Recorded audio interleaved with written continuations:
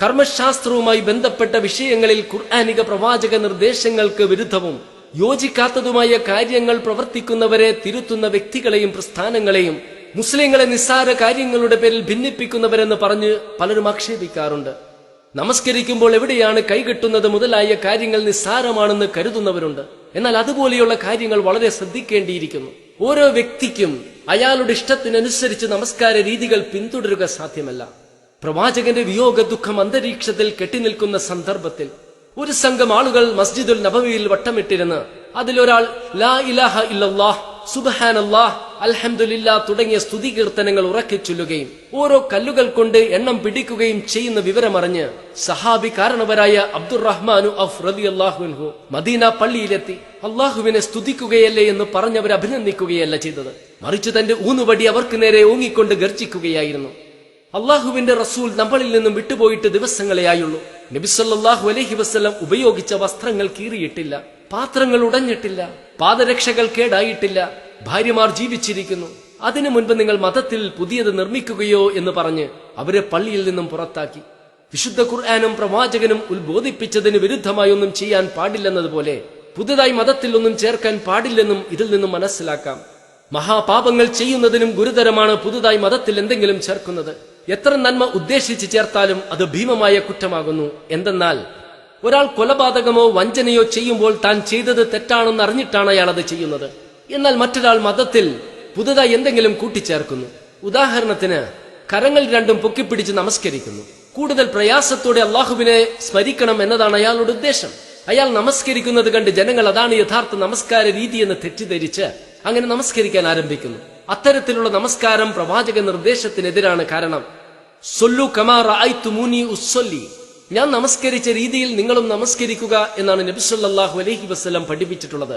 അത്തരത്തിൽ പ്രവാചകൻ നമസ്കരിച്ചിട്ടില്ല. കൈ പൊക്കിപ്പിടിച്ച് നമസ്കരിച്ച വ്യക്തിയുടെ മാതൃക പിൻപറ്റി പിൻതലമുറ അങ്ങനെ നമസ്കരിക്കാൻ തുടങ്ങുമ്പോൾ തങ്ങൾ പ്രവാചകന്റെ വ്യക്തമായ കൽപ്പനകളെ ധിക്കരിക്കുന്നു എന്നവർ അറിയുന്നില്ല. അതാണ് ഞാൻ പറഞ്ഞത്, വൻ പാപം ചെയ്യുന്നതിനേക്കാൾ ഗുരുതരമാണ് മതത്തിൽ പുതുതായി കൂട്ടിച്ചേർക്കുന്നതെന്ന്.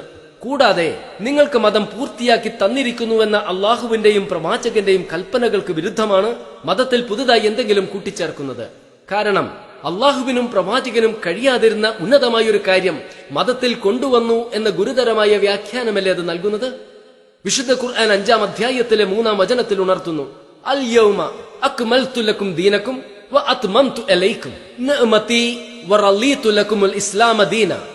ഇന്ന് ഞാൻ നിങ്ങൾക്ക് നിങ്ങളുടെ മതം പൂർത്തിയാക്കി തന്നിരിക്കുന്നു, എന്റെ അനുഗ്രഹം നിങ്ങൾക്ക് ഞാൻ നിറവേറ്റി തരികയും ചെയ്തിരിക്കുന്നു, മതമായി ഇസ്ലാമിനെ ഞാൻ നിങ്ങൾക്ക് തൃപ്തിപ്പെട്ട് തന്നിരിക്കുന്നു. ഇമാം മാലിക് റളിയല്ലാഹു അൻഹു പറയുന്നു, ആരെങ്കിലും മതത്തിൽ പുതുതായി എന്തെങ്കിലും കൊണ്ടുവന്നാൽ അവൻ വാദിക്കുന്നത് നബി സല്ലല്ലാഹു അലൈഹി വസല്ലം മതകാര്യത്തിൽ വഞ്ചന കാണിച്ചുവെന്നാണ്. അതായത് പ്രവാചകൻ വെളിപ്പെടുത്താതെ മതപരമായ ആ വിഷയം ജനങ്ങളിൽ നിന്നും മറച്ചുവെച്ചു എന്ന ധാരണ അതുണ്ടാക്കുന്നു.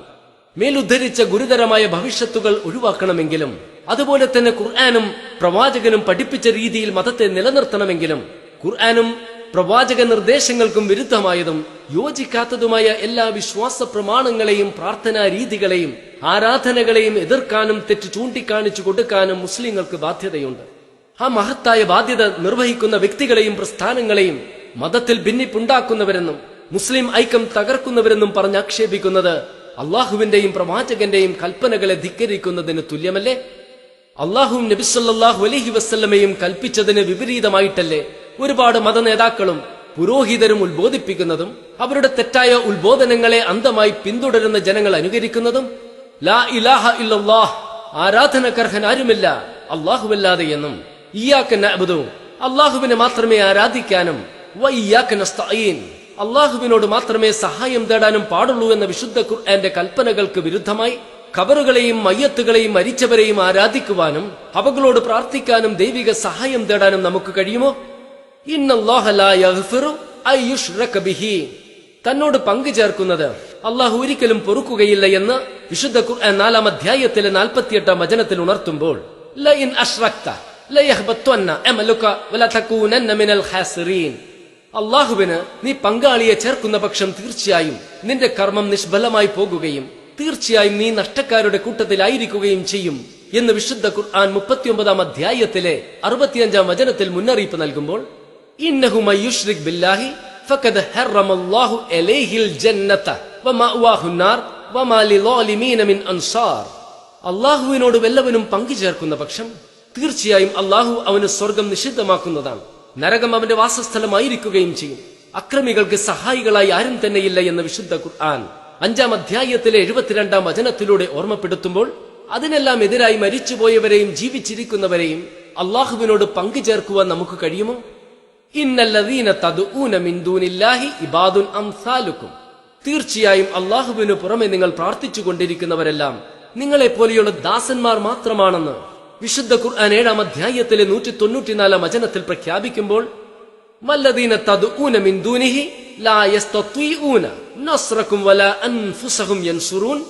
അള്ളാഹുവിനു പുറമെ നിങ്ങൾ വിളിച്ചു പ്രാർത്ഥിക്കുന്നവർക്കൊന്നും നിങ്ങളെ സഹായിക്കാൻ സാധിക്കുകയില്ല, സ്വദേഹങ്ങൾക്ക് തന്നെയും അവർ സഹായം ചെയ്യുകയില്ല എന്ന് വിശുദ്ധ ഖുർആൻ 7-ാം അധ്യായത്തിലെ 197-ാം വചനത്തിലൂടെ നമ്മെ ബോധ്യപ്പെടുത്തുമ്പോൾ ഇതിനെല്ലാം വിരുദ്ധമായി അവരോട് പ്രാർത്ഥിക്കാൻ നമുക്ക് കഴിയുമോ? ഫമൻ കാന യർജൂ ലിഖാ റബ്ബിഹി ഫൽയഅമൽ അമലൻ സ്വാലിഹൻ വലാ യുശ്രിക് ബിഇബാദത്തി റബ്ബിഹി അഹദ. അതിനാൽ വല്ലവനും തന്റെ രക്ഷിതാവുമായി കണ്ടുമുട്ടണമെന്ന് ആഗ്രഹിക്കുന്നുവെങ്കിൽ അവൻ സൽക്കർമ്മം പ്രവർത്തിക്കുകയും തന്റെ രക്ഷിതാവിനുള്ള ആരാധനയിൽ യാതൊന്നിനെയും പങ്കുചേർക്കാതിരിക്കുകയും ചെയ്തു കൊള്ളട്ടെ എന്ന് വിശുദ്ധ ഖുർആൻ 18-ാം അധ്യായത്തിലെ 110-ാം വചനത്തിലൂടെ ഉണർത്തുമ്പോൾ ഔലിയാക്കൾ എന്ന് പറയപ്പെടുന്നവർ അള്ളാഹുവിനോട് അടുപ്പിക്കുമെന്ന് വിശ്വസിക്കുവാൻ ഖുർആൻ അംഗീകരിക്കുന്ന നമുക്കൊരിക്കലും സാധ്യമല്ല. വഅന്നൽ മസാജിദ ലില്ലാഹി ഫലാ തദ്ഉ മഅല്ലാഹി അഹദ. പള്ളികൾ അള്ളാഹുവിനുള്ളതാകുന്നു, അതിനാൽ നിങ്ങൾ അള്ളാഹുവിനോടൊപ്പം ആരെയും വിളിച്ച് പ്രാർത്ഥിക്കരുതെന്ന് വിശുദ്ധ ഖുർആനിലെ 72-ാം അധ്യായത്തിലെ 18-ാം വചനത്തിന് വിരുദ്ധമായി മക്ബറകൾ കെട്ടിപ്പൊക്കി അവിടത്തെ ഖബറുകളിൽ അടക്കം ചെയ്ത മയ്യത്തുകളോട് പ്രാർത്ഥിക്കുവാൻ അള്ളാഹുവിനെ അംഗീകരിക്കുന്ന ആർക്കും സാധിക്കുകയില്ല. നഹ നബി സല്ലല്ലാഹു അലൈഹി വസല്ലം അൻ യുജസ്സസുൽ ഖുബൂർ വഅൻ യുഖഅദ അലൈഹി വഅൻ യുബ്ന അലൈഹി. ഖബറുകളുടെ മേലെ കുമ്മായമിടുന്നതിനെയും അതിനുമേൽ ഇരിക്കുന്നതിനെയും അതിനുമേൽ എടുപ്പുണ്ടാക്കുന്നതിനെയും നബി സല്ലല്ലാഹു അലൈഹി വസല്ലം നിരോധിച്ചിരിക്കുന്നുവെന്ന് ജാബിർ റളിയല്ലാഹു അൻഹു വ്യക്തമാക്കുമ്പോൾ അല്ലാഹുമ്മ ലാ തജ്അൽ ഖബരി വത്നൻ യുഅബദ്.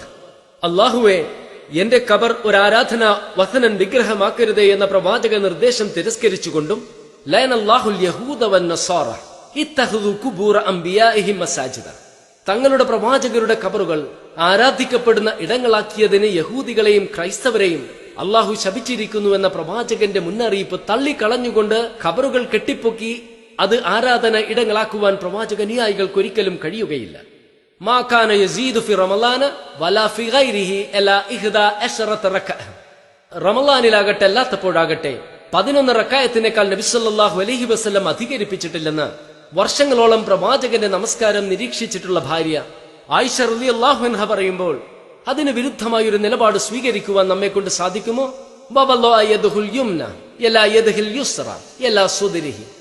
നബി സല്ലല്ലാഹു അലൈഹി വസല്ലമയോടൊപ്പം ഞാൻ നമസ്കരിച്ചു. അദ്ദേഹം ഇടത് കൈയിന്മേൽ വലത് കൈയിനെ നെഞ്ചിന്മേലായി വെക്കുകയുണ്ടായി എന്ന് വായിൽ ഇബ്നു ഹുജർ റളിയല്ലാഹു അൻഹു വ്യക്തമാക്കുമ്പോൾ ആ നമസ്കാര രീതിക്ക് വിരുദ്ധമായ ഒരു രീതി സ്വീകരിക്കാൻ നമ്മെ കൊണ്ട് പറ്റുമോ? പ്രത്യേകിച്ചും സൊല്ലു കമാ റഅയ്തുമൂനി ഉസ്സല്ലി, ഞാൻ നമസ്കരിച്ച രീതിയിൽ നിങ്ങളും നമസ്കരിക്കുക എന്ന് നബി സല്ലല്ലാഹു അലൈഹി വസല്ലം കൽപ്പിച്ചിരിക്കെ ലാ തത്തബിൽ ജനാസത ബിസൗത്തിൻ, ശബ്ദവുമായി നീ ജനാസയെ മയ്യത്തിനെ പിന്തുടരരുത് എന്ന പ്രവാചക നിർദ്ദേശത്തെ ധിക്കരിച്ചുകൊണ്ട് ശബ്ദമുണ്ടാക്കി ലാ ഇലാഹ എന്ന് ഉച്ചത്തിൽ വിളിച്ചു പറഞ്ഞുകൊണ്ട് മയ്യത്തുമായി പോകുവാൻ നമ്മെ കൊണ്ട് പറ്റുമോ?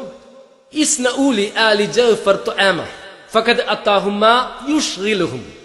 ജഅഫറിന്റെ കുടുംബത്തിന് നിങ്ങൾ ഭക്ഷണം ഉണ്ടാക്കുക, അവരെ അശ്രദ്ധയിലാക്കുന്നത് അവർക്ക് വന്നിരിക്കുന്നുവെന്ന് ജഅഫർ റളിയല്ലാഹു അൻഹുവിന്റെ മരണവാർത്ത വന്നപ്പോൾ നബി സല്ലല്ലാഹു അലൈഹി വസല്ലം പറഞ്ഞുവെങ്കിൽ 3-ാം ഫാത്തിഹ എന്നെല്ലാം പറഞ്ഞ് മരണം നടന്ന വീട്ടിൽ ആളുകളെ ബുദ്ധിമുട്ടിച്ച് നമുക്ക് അവരെ കൊണ്ട് ഭക്ഷണം ഉണ്ടാക്കിക്കാനും ആ ഭക്ഷണം കഴിക്കാനും കഴിയുമോ? അൻ ഇബ്നു ഉമർ ഖാല റസൂലുള്ളാഹി സ്വല്ലല്ലാഹു അലൈഹി വസല്ലം ലാ തംനഉ ഇമാ അല്ലാഹി മസാജിദ് അല്ലാഹി. അള്ളാഹുവിന്റെ മസ്ജിദുകളിൽ നിന്നും അള്ളാഹുവിന്റെ ദാസികളെ തടയരുതെന്ന് പ്രവാചകൻ കൽപ്പിച്ചതായി ഇബ്നു ഉമർ റളിയല്ലാഹു അൻഹു പറഞ്ഞിരിക്കെ പ്രവാചക കൽപ്പന ധിക്കരിച്ചുകൊണ്ട് സ്ത്രീകൾക്ക് പള്ളിപ്രവേശനം നിഷേധിക്കാൻ നമ്മെ കൊണ്ട് സാധിക്കുമോ? സലുല്ലാഹ ലഹു തസ്ബീത ഫഇന്നഹുൽ ആന യുസ്അലു. നിങ്ങളുടെ സഹോദരന് വേണ്ടി അള്ളാഹുവിനോട് സ്ഥൈര്യത്തെ ചോദിക്കുക, തീർച്ചയായും അദ്ദേഹം ഇപ്പോൾ ചോദ്യം ചെയ്യപ്പെടുമെന്ന പ്രവാചക നിർദ്ദേശത്തെ ധിക്കരിച്ചുകൊണ്ട് മറയടക്കിയ ശേഷം ഖബറിനടുത്തിരുന്ന് മയ്യത്തിന് ചോദ്യങ്ങൾക്കുള്ള ഉത്തരം പറഞ്ഞു കൊടുക്കുന്നതിൽ എന്താണ് അർത്ഥം? ജീവിച്ചിരുന്നപ്പോൾ പുലർത്തിയ വിശ്വാസത്തിന്റെ അടിസ്ഥാനത്തിൽ മാത്രമേ ഒരു വ്യക്തിക്ക് ഖബറിൽ ഉത്തരം നൽകാൻ കഴിയുകയുള്ളൂ. ഇന്ന തിബലത വതമായിമാ ശിർകു ഇന്ന റുഖിയ വതമായിമാ ശിർകു. മന്ത്രിച്ചു കെട്ടുന്നതും ഏലസ് കെട്ടുന്നതുമെല്ലാം ശിർക്കാണ് എന്ന പ്രവാചക മുന്നറിയിപ്പിന് വിരുദ്ധമായി ഏലസ് കെട്ടുവാനും മന്ത്രിച്ചു കെട്ടുവാനും നമുക്ക് കഴിയുമോ?